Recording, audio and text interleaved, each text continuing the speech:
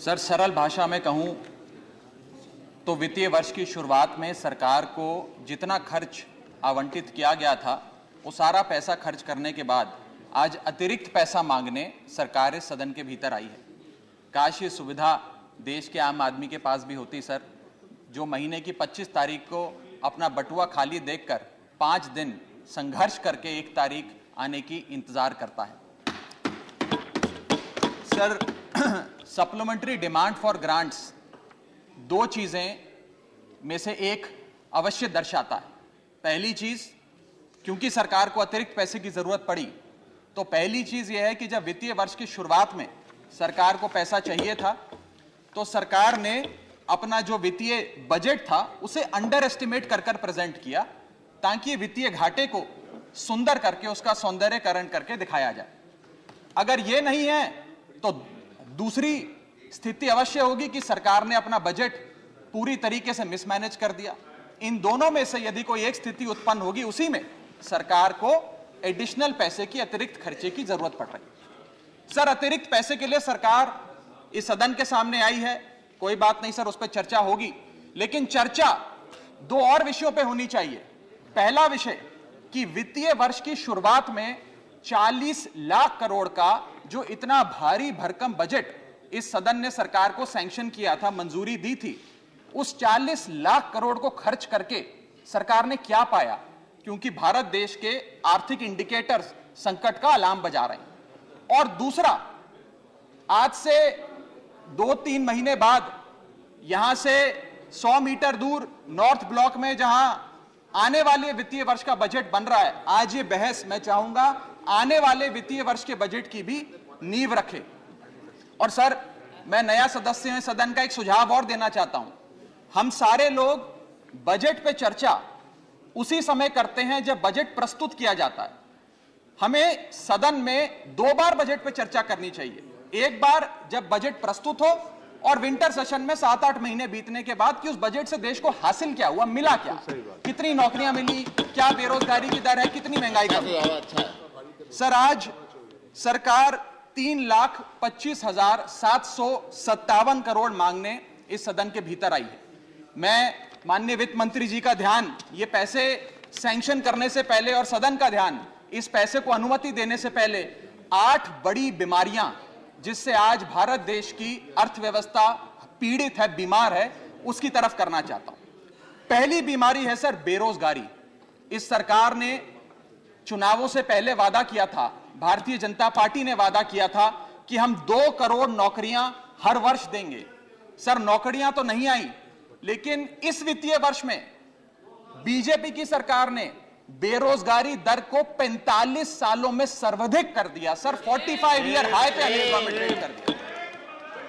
Sir, 2014 में जब BJP की सरकार बनी थी, 2014 में जब इनकी सरकार बनी थी, तब देश का बेरोजगारी दर 4.9% था।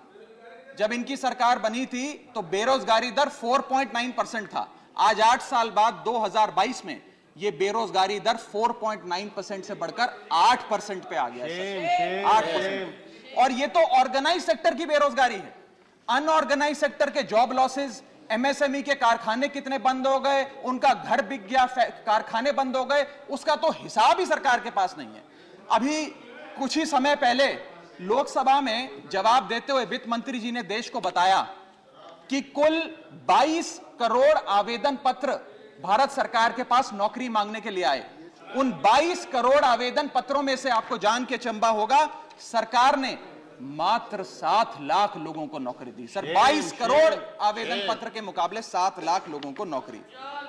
सर, हम लोग छाती चौड़ी कर कहते हैं कि हम युवा देश हैं, हम युवाओं का देश है, हमें अपने डेमोग्राफिक डिविडेंड पे गर्व है, फक्र है। सर, भारत का डेमोग्राफिक डिविडेंड बेरोजगारी के तले दबता जा रहा है, सड़कों पे लाठियां खा रहा है और भारत सरकार डेमोग्राफिक डिविडेंड को डेमोग्राफिक डिजास्टर में तब्दील करती जा रही है। सर, ये सच्चाई है आज।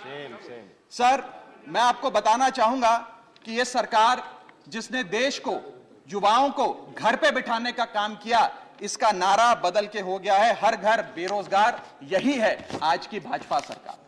सर, मैं दूसरी बड़ी बीमारी जो इस भारत की अर्थव्यवस्था को लगी है उसकी तरफ आपका ध्यान आकर्षित करना चाहूंगा।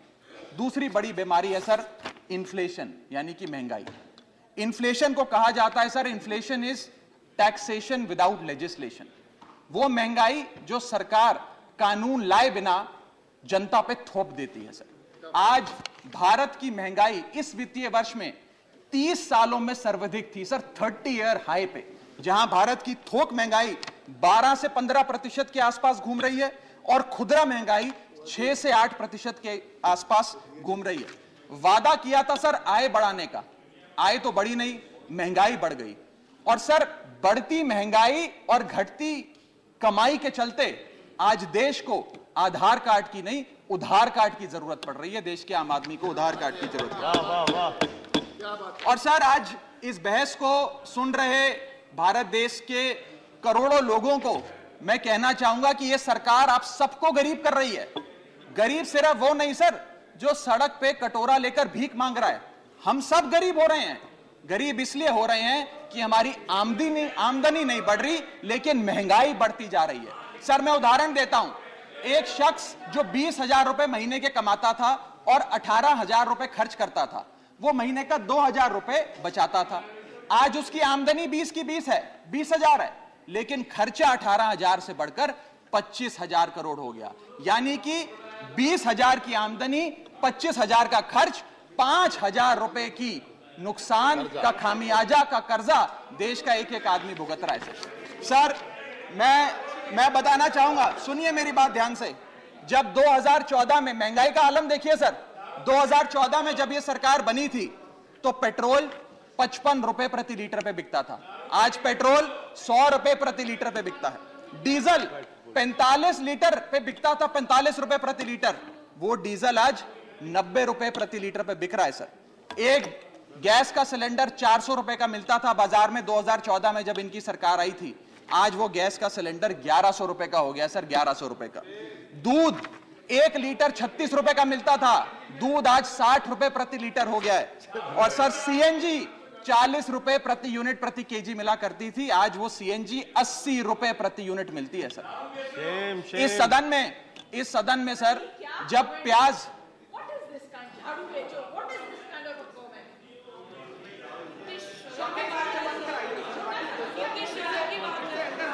सर आपका प्रोटेक्शन चाहिए, आपका प्रोटेक्शन चाहिए सर, ये बात सही है सर। प्रोटेक्शन चाहिए। कमेंट से देखिए सर आप। चलो बोलो सर, बोलो। चलो बोलो बोलो बोलो। Sir sir sir sir sir जब देश में, I am not yielding, but sir इस देश में जब प्याज के दाम 100 रुपए प्रति केजी के ऊपर हो गए और इस सदन में हंगामा हुआ, तो माननीय वित्त मंत्री जी ने कहा कि मैं प्याज नहीं खाती, तो मुझे उनके भाव से, प्याज की कीमतों से कुछ लेना देना नहीं है। ये मेरा विश्वास है सर कि माननीय वित्त मंत्री जी आटा, चावल, दाल, दूध, दही, पनीर तो अवश्य खाती होंगी, क्योंकि इन सब के भाव बढ़ गए। जीएसटी लगा लगा के इन्होंने देश की थालीनॉमिक्स, फूड इन्फ्लेशन को बिगाड़ दिया। आटा, दाल, चावल, दूध, दही, सबके रेट आज स्काई रॉकेटिंग है सर, आसमान छू रहे हैं। और भारत की फूड इन्फ्लेशन 10% से लेकर 17% के बीच पूरे वित्तीय वर्ष में मंडरा रही है। ये हालात हैं सर भारत की थालीनॉमिक्स की। मैं बताना चाहूंगा सर कि इस सरकार ने अमीरों को अमीर और गरीबों को गरीब करने का काम किया। पर कैपिटा इनकम किसी भी देश की आर्थिक स्वास्थ्य का एक बहुत बड़ा इंडिकेटर होता है। भारत की पर कैपिटा इनकम वित्तीय वर्ष 2021 में सर 9,160 रुपए से गिर गई, यानी कि हर व्यक्ति की औसतन कमाई 9,160 रुपए गिराने का काम किया। यानी कि आमदनी 98, खर्चा रुपया, यह सरकार ने करके हम सबको दिया है सर। तीसरी बड़ी बीमारी जो भारत की अर्थव्यवस्था को लगी हुई है वो है आर्थिक सुधार का झांसा, the hoax of economic recovery. इस वित्तीय वर्ष के पहले क्वार्टर में भारत की आर्थिक विकास दर 13.5% थी। दूसरा क्वार्टर आते आते, जिसे फेस्टिवल क्वार्टर कहते हैं, जिसमें बड़े बड़े त्योहार आते हैं, जिसमें खपत भी बढ़ती है, उत्पादन भी बढ़ता है, मांग भी बढ़ती है, उस क्वार्टर में आर्थिक विकास दर 13.5% क्वार्टर 1 के मुकाबले गिरकर 6.3% पे आ गई सर, यानी कि आधी हो गई।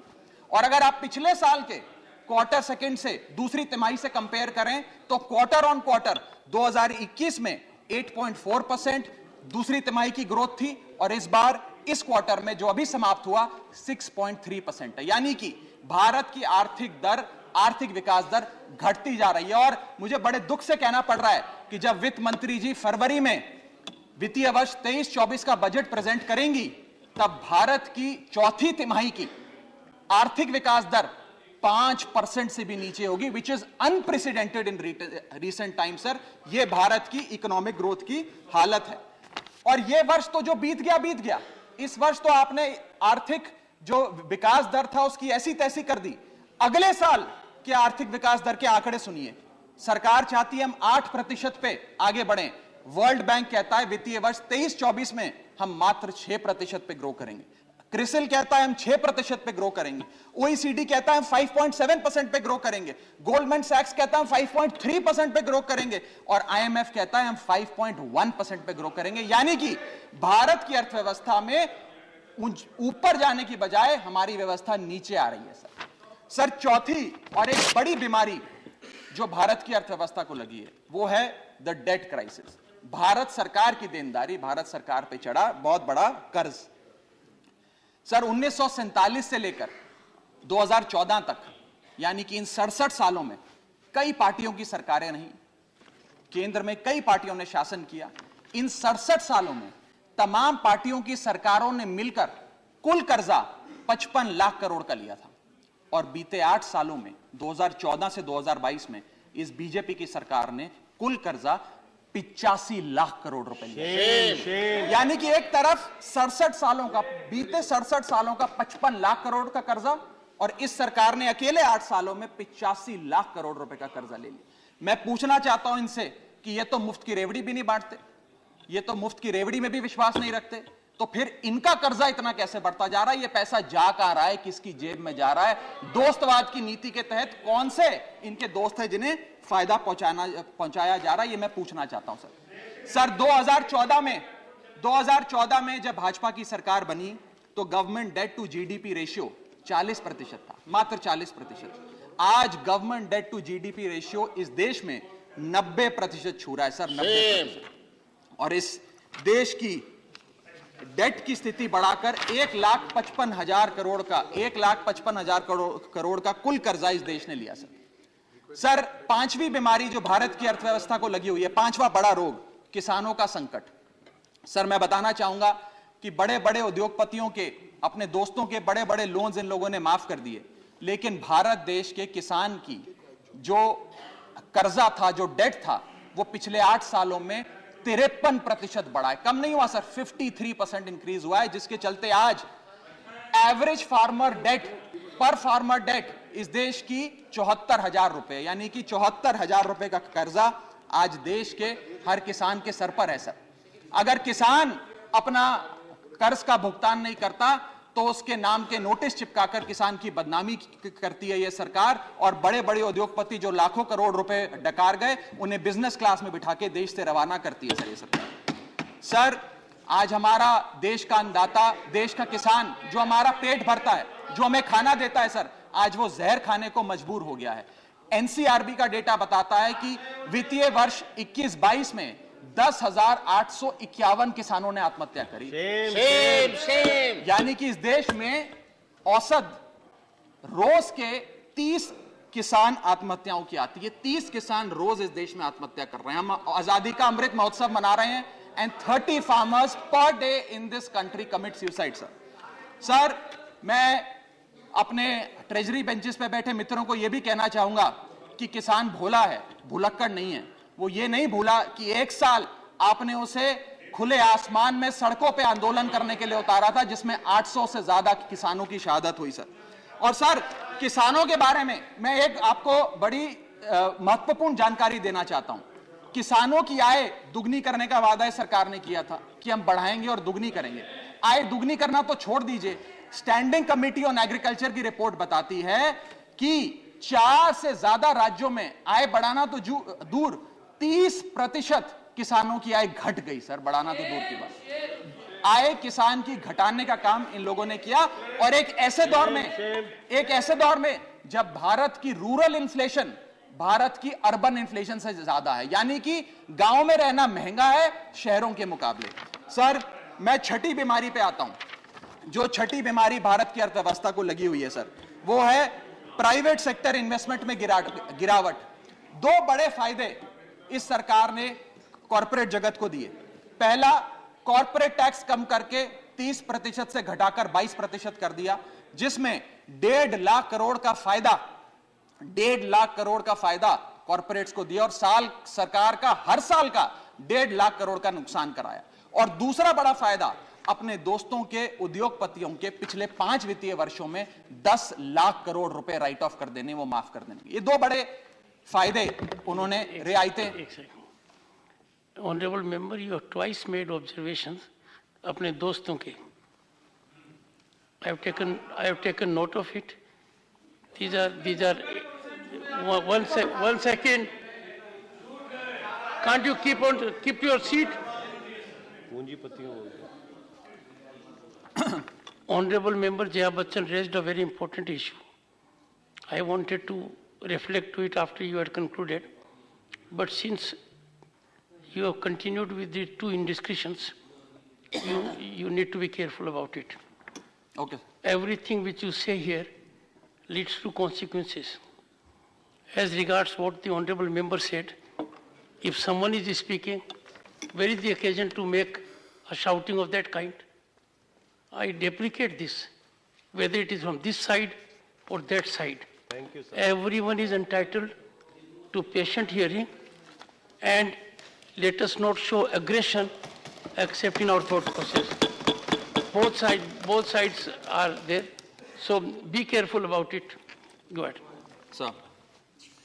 सर, ये दो फायदे पहुंचाने के बाद, कॉर्पोरेट जगत को फायदे पहुंचाने के बाद, जब सरकार से पूछा गया कि आपने ये फायदे क्यों दिए, तो सरकार कहती है इससे रोजगार उत्पन्न होगा।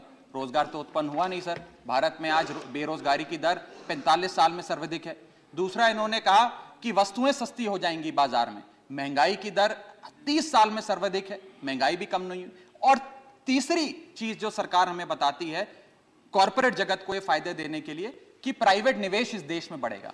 सर, मैं आपको बता दूं कि प्राइवेट निवेश Q1 फाइनेंशियल ईयर 22-23 में 20% से घटा है। प्राइवेट इन्वेस्टमेंट 2022 के अगर आप आंकड़ों की बात करें तो 22% से गिरी है। फॉरेन इन्वेस्टमेंट 59% से घटा है। और GFCF, जिसे ग्रॉस फिक्स्ड कैपिटल फॉर्मेशन कहते हैं, जो इंडस्ट्री का इन्वेस्टमेंट होता है, जो इंडस्ट्री फिक्स्ड कैपिटल में इन्वेस्ट करती है, वो वित्तीय वर्ष 19-20 से लेकर आज तक लगभग सारे क्वार्टर्स में गिरता गया, 1-2 क्वार्टर छोड़ के। ये प्राइवेट इन्वेस्टमेंट के हालात हैं इस देश में। मैं कहना चाहूंगा माननीय वित्त मंत्री जी को कि आज से 2-3 महीने पहले इंडस्ट्री से बात करते हुए वित्त मंत्री जी ने कहा that why is the Indian corporate sector not investing. उन्होंने उन्हें डांट के कहा कि आप लोग क्यों नहीं इन्वेस्ट कर रहे हैं।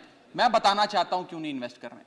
इन्वेस्टमेंट रियायतें देने से नहीं आती, इन्वेस्टमेंट डिमांड क्रिएट करने से आती है। आपको मार्केट में मांग क्रिएट करनी पड़ेगी। जब मांग क्रिएट होगी तो उत्पादन भी होगा और खपत भी होगी। मैं एक और महत्वपूर्ण आंकड़ा आपके सामने रखना चाहता हूं सर। 7वीं बड़ी बीमारी जो भारत की अर्थव्यवस्था को लगी है, devaluation of the Indian rupee, गिरता हुआ रुपया। सर, आज हम आजादी का अमृत महोत्सव बना रहे हैं और सरकार ने आजादी के अमृत महोत्सव वाले साल में रुपये को मार्गदर्शक मंडल में डाल दिया है। सर, रुपया 82 रुपए हो गया है। जब ये सरकार बनी थी तो रुपया 60 रुपए। सर, खत्म करने दीजिए। It's my maiden speech sir, please. Sir, maiden speech. Sir, it's my maiden. Sir, 2014 में 1 डॉलर जब इनकी सरकार आई थी वो 60 रुपए का मिलता था सर। आज 1 डॉलर 82 रुपए का हो गया। ये सरकार कहा करती थी, कई बड़े नेता इनके दिग्गज कहा करते थे कि जब रुपया गिरता है तो भारत की साख गिरती है, भारत की प्रतिष्ठा गिरती है। आज तो सर लगता है कि साख, प्रतिष्ठा और रुपया सब न्यूनतम स्तर पे आ गया सर। मैं आपको यह भी बताना चाहता हूं सर कि कोई भी अर्थशास्त्री आपको यह बताएगा कि जब रुपया गिरता है तो भारत के एक्सपोर्ट बढ़ते हैं, और बढ़ने चाहिए भी सर। क्यों बढ़ते हैं? क्योंकि मान लीजिए कोई बहुत बड़ा बायर अमेरिका में बैठा है, वो भारत की एक वस्तु 5 डॉलर पे खरीदता था। आज क्योंकि डॉलर मजबूत हो गया, रुपया कमजोर हो गया, वो वस्तु 3.5 डॉलर में उसे मिल जाती है, तो वो ज्यादा ऑर्डर देता है, भारत के एक्सपोर्ट बढ़ते हैं। लेकिन आज एक बड़ी चौंका देने वाली स्थिति इस देश में है कि रुपया तो गिर रहा है, डॉलर मजबूत हो रहा है, लेकिन भारत के एक्सपोर्ट्स भी गिर रहे हैं। और एक्सपोर्ट्स क्यों गिर रहे हैं, यह मैं सवाल भारत की वित्त मंत्री जी से पूछना चाहता हूं। इस ईयर ऑन ईयर आंकड़ों की हम बात करें अक्टूबर 2022 की, तो 16.7% से भारत के एक्सपोर्ट्स कॉन्ट्रैक्ट हुए सर, यानी कि रुपया भी गिर गया और भारत के एक्सपोर्ट्स भी गिर गए। ना खुदा मिला ना विसाले सनम, ना इधर के रहे ना उधर के रहे। सर 8वीं बड़ी बीमारी जो भारत की अर्थव्यवस्था को लगी है वो है the failure of the startups. पूरे देश में, पूरी दुनिया में घूम घूम कर सरकार के बड़े नेताओं ने कहा कि भारत अब एक स्टार्टअप नेशन बन गया है। दुनिया में भारत अब दुनिया की स्टार्टअप कैपिटल बोला जाएगा। मैं बताना चाहता हूं सर, क्या कभी वित्त मंत्री जी ने मुड़ के भारत के स्टार्टअप्स की हालत देखी? आज भारत में 10% से भी कम स्टार्टअप्स अपनी 5वीं सालगिरह पूरा करते हैं। ईयर ऑन ईयर 37% का डिक्लाइन स्टार्टअप में इन्वेस्टमेंट में है। और अनअकैडमी हो, ओला हो, कार्स 24 हो, वेदांतु हो, बाइजूस हो, मीशो हो, चार्ज भी हो, उड़ान हो, ये सारे बड़े स्टार्टअप्स, जो ये बड़े बड़े स्टार्टअप्स जिन्हें हम न्यू इंडिया की न्यू इकोनॉमी कहकर पूरे विश्व में प्रचारित करते हैं, इन सारे स्टार्टअप्स ने नौकरियां से लोगों को निकालकर हजारों लोगों को बेरोजगार करने का काम किया। सर मैं आता हूं डिमांड फॉर ग्रांट्स पर, सप्लीमेंट्री डिमांड फॉर ग्रांट्स। ये मैं पढ़ रहा था सर, 3,25,757 करोड़ सरकार ने मांगे हैं। इसमें 1 लाख करोड़ एक सब्सिडी के लिए हैं, 80,000 करोड़ दूसरी सब्सिडी के लिए हैं, 45,000 करोड़ तीसरी सब्सिडी के लिए, और ऐसे सब्सिडी के पैसे मांग रहे हैं। सर ये डिमांड फॉर ग्रांट्स कहां है? ये तो डिमांड फॉर सब्सिडी है। और जब हम लोग दिल्ली में अरविंद केजरीवाल जी की सरकार गरीब आदमी को मुफ्त बिजली देती है, मुफ्त पानी देती है, मुफ्त शिक्षा देती है, मुफ्त स्वास्थ्य देती है, तो इनको हमारी सब्सिडी रेवड़ी लगती है सर। इनकी सब्सिडी, हमारी सब्सिडी रेवड़ी, ऐसा तो नहीं होगा सर। ये करें तो पुण्य, हम करें तो पाप। हमारी सब्सिडी भी सब्सिडी है, इनकी सब्सिडी भी सेफ। और मैं चाहूंगा सर, इस देश में बहस होनी चाहिए और आप वो बहस कराएं सर कि रेवड़ी क्या है, सही मायने में क्या मुफ्त की रेवड़ी और क्या मुफ्त की रेवड़ी नहीं है। सर यहां बैठे सभी सांसदों को और लोकसभा में बैठे सभी सांसदों को सर 34 हवाई यात्राएं मुफ्त मिलती हैं। सर हमें 50,000 मुफ्त बिजली मिलती है प्रति एनम। सर 40 लाख लीटर मुफ्त मिलता है। सर अगर आज अरविंद केजरीवाल जी की सरकार 300 यूनिट बिजली मुफ्त दे देते हैं आम आदमी को, 20,000 लीटर मुफ्त दे देते हैं, तो इन्हें दर्द होता है। अरे सुनो साहब, सुनो, शांति से सुनो सर, सुनने की हिम्मत रखो साहब। सर उनको तो बढ़ाओ ना। सर मैं बताना चाहूंगा इस देश के मैं महत्वपूर्ण आंकड़ा दे रहा हूं सर। इस दुनिया में बस कंक्लूड कर रहा हूं सर, ओवर सर इस दुनिया please honourable member please sir इस दुनिया में राइट, बट प्लीज सर इस दुनिया में leave it to the chair sir इस देश प्लीज कंक्लूड बस कंक्लूड कर रहा हूं सर, मेरे बस 2 पन्ने रह गए सर। सर इस देश के नहीं 12 पढ़ चुका हूं सर। इस दुनिया में 40 ऐसे विकसित देश हैं सर, जो बस कंक्लूड कर रहा हूं सर। इस दुनिया में 40 ऐसे विकसित देश हैं। इस दुनिया सर बस कंप्लीट कर रहा हूं सर। इस दुनिया में 40 ऐसे विकसित देश हैं जो मुफ्त बिजली, मुफ्त पानी, मुफ्त शिक्षा देते हैं। सर वो इसलिए मुफ्त नहीं देते क्योंकि वो विकसित हैं सर, वो इसलिए दे पाते हैं, उन्होंने ये सारी चीजें मुफ्त देकर ह्यूमन रिसोर्सेज में इन्वेस्ट किया, इसलिए विकसित बने। डॉक्टर सर अंत में मैं कंक्लूड कर रहा हूं सर आखिरी आइटम पे sir supplementary demand for grants में पढ़ रहा था sir. Supplementary demand for grants के अंदर एक बड़ा दिलचस्प लाइन आइटम है, मैं सबका ध्यान चाहूंगा sir. Supplementary demand for grants में एक बड़ा दिलचस्प लाइन आइटम है, मैं पढ़ के सुनाना चाहूंगा।